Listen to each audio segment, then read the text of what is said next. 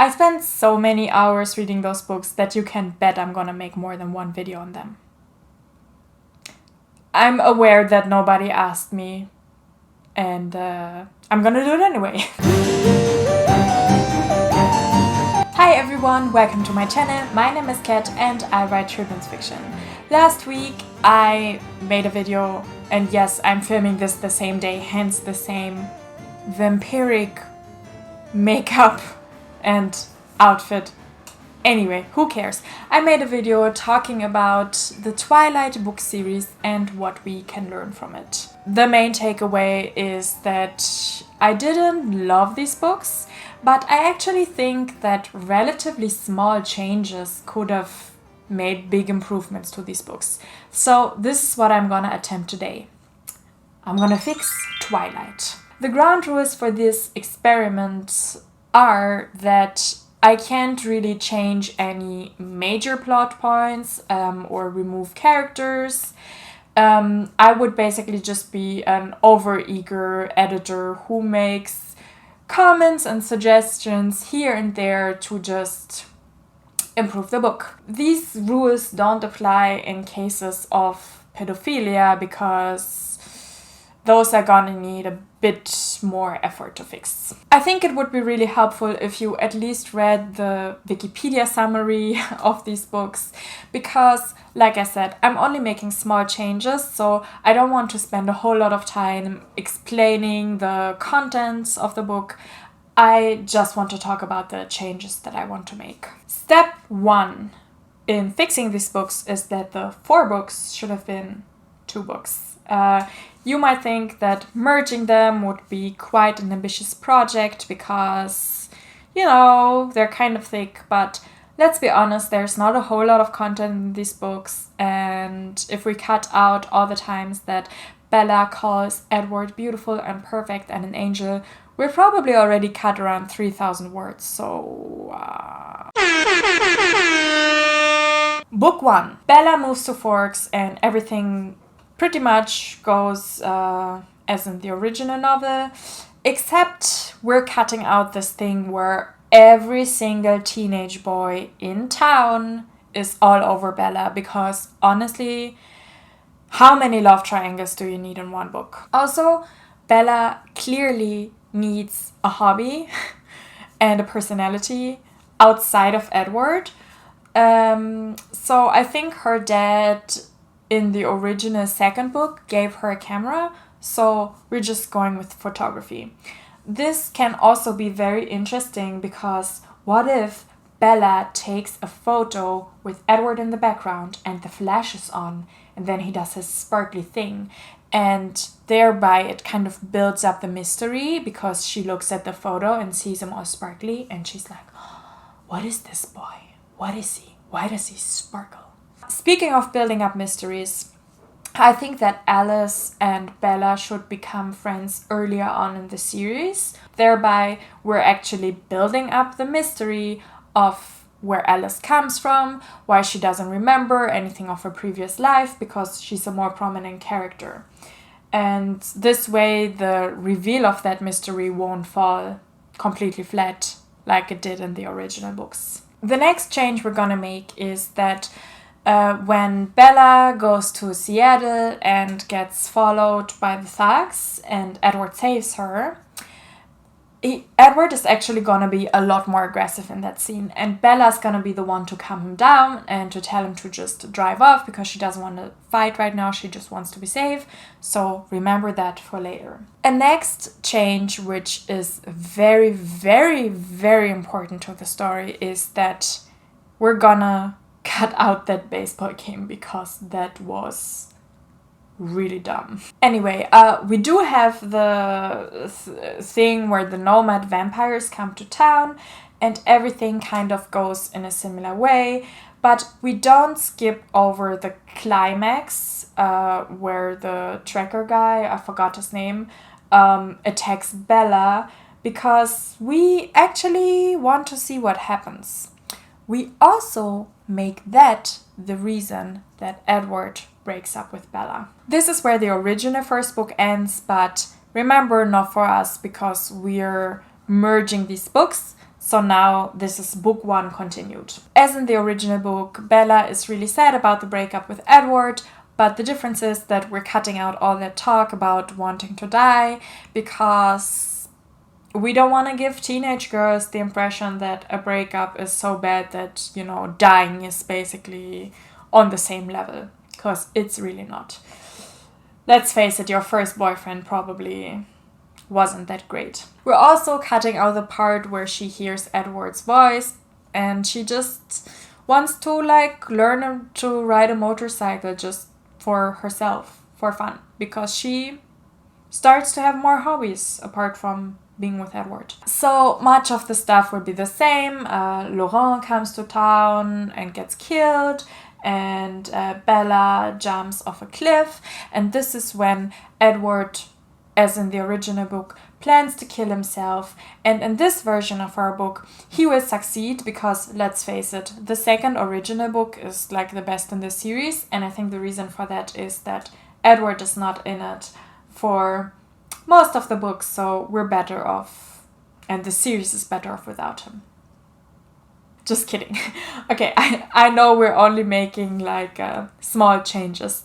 So of course, Edward plans to kill himself, but we need a bit more drama. So instead of him going outside and sparkling, he actually plans a killing spree so that the Volturi will have to kill him for sure. Remember when I said earlier that he was kind of aggressive with these thugs and that Bella was the one to calm him down? Well, same thing will happen now.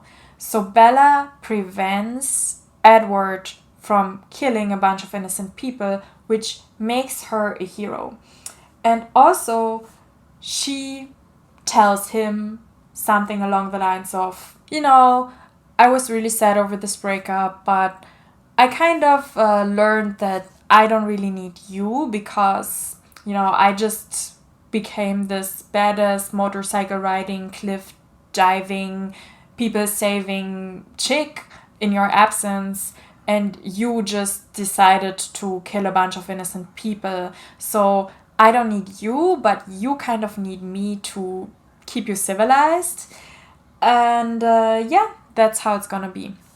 So boom, now they both bring something to the relationship, and I'm aware that this opens up this whole trope of women having to change men for the better, but like I said, we're only making very small changes here, so I think that this will actually be better than the alternative, which is Bella being a bit useless and not bringing anything to the relationship. As a thank you to Bella for rescuing him from himself, Edward takes her to prom, and then when she makes it very clear that she was serious about not wanting to go, he's like, oops, honest mistake, and he just takes her somewhere to a remote place. They dance in the moonlight. It's gonna be very cute, trust me. Book 1, the end. Book 2, we're gonna make it more of a murder mystery than a romance, because I think that would be more interesting. We're putting more emphasis on the whole murders in Seattle and the vampire army thing. And I think the change we're gonna make is that Bella actually suspects that the Cullens are responsible for the murders. Because remember, like, Edward was planning that whole killing spree. So I think this will be a cool way to add in some tension without it all having to be romantic tension that comes from the love triangle with Jacob. We're also gonna use Edward's inability to respect Bella's boundaries as a teaching moment. Very important difference here. We're not romanticizing it, but we're highlighting it. Because after all, he is from a different time where women were treated very differently. And also, he's new to this whole relationship thing, so we can't expect him to be perfect. Bella basically teaches him a bit more about how to treat women in the 21st century. Again, I'm aware that this totally falls into the trope of women having to change men for the better. But, like I said, small changes. Right, the vampire army fight happens, but this time Bella is there with them, and the moment where she cuts herself and distracts the vampires with her blood actually does something, thereby making her a worthwhile character that has a function in the story, just rather than standing on the sidelines. Because there was just a vampire fight and the Volturi didn't approve it, they are pissed and they come and they demand that Bella be changed right now. That's right, we're cutting the whole storyline with them getting married and Bella being pregnant, and most importantly, Jacob imprinting on that newborn baby, because I said I'm only gonna make small changes, but like I said, pedophilia requires a bit more than a small change to fix. So we're gonna change that whole storyline. Bella gets changed, and this causes the werewolves and the vampires to fight, because the werewolves think that the whole treaty of no one being bitten around the Forks area was broken. So there's this crazy fight, and there are laser guns and explosions, and it's gonna be awesome. Bella uses her new superpower, or like her enhanced superpower, as a shield to shield everyone she loves, and also to get through to the Volturi leader and kill him. She totally sees through and exposes this whole thing where the Volturi just collect people that have special powers, or vampires that have special powers.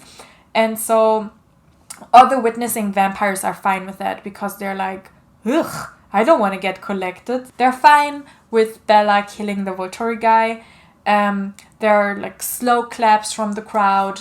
Everyone breaks into cheers. The werewolves also notice that the Volturi guy who was just killed was the one to break the treaty. So Bella is the one to restore the peace between vampires and werewolves.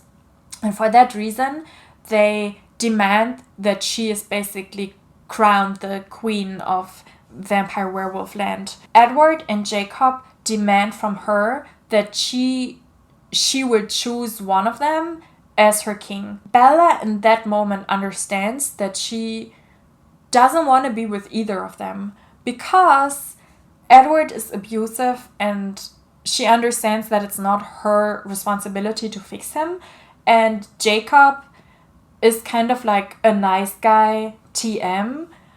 So he does that thing where he like is really nice to her, but just because he expects her to return his romantic feelings, and whenever she doesn't, he also gets kind of abusive.